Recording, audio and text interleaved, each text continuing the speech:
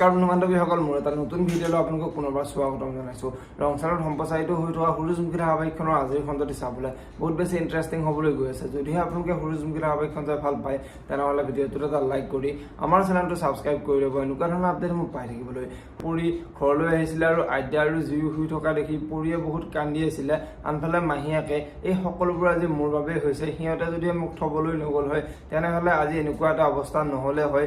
এইবোৰ দিন দেখাবলৈ মোক বাৰু সিহঁতে কিয় জেলৰ পৰা উলিয়াই আনিব লাগে, ময়ে কুফা বুলি মাহীয়েকে বহুত কান্দি আছিলে। আৰু তেতিয়া পৰীয়ে সিহঁতেতো কাৰো বেয়া হোৱাটো নিবিচাৰে, সকলোৰে ভাল হোৱাটোৱে বিচাৰে। সিহঁতৰ লগত বাৰু ভগৱানে এই অন্যায়টো কিয় কৰিলে মই সেইটোহে বুজি পোৱা নাই।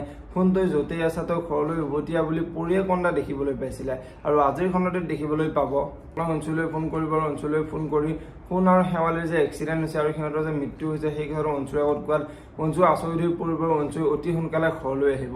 এতিয়া বাৰু দেউতাকে অঞ্চুক ঘৰত সোমাবলৈ দিবনে দেখিবলৈ পাব সূৰুযমুখী ধাৰাবাহিকখনৰ আজিৰ খণ্ডটিত। আনফালে আজিৰ খণ্ডত পুৱতিয়ে সোণ আৰু শেৱালিৰ যে এক্সিডেণ্ট হৈছে আৰু সিহঁতৰ যে মৃত্যু হৈছে সেই কথাটো গম পাই পুৱতিয়ে আচৰিত হৈ পৰিব। পুৱতিয়ে এই কামটো নিশ্চয় শেষৰেই কৰিছে, গতিকে মই ঘৰত সঁচা কথাবোৰ ক'বই লাগিব বুলি পুৱতিয়ে চিন্তা কৰা দেখিবলৈ পাব।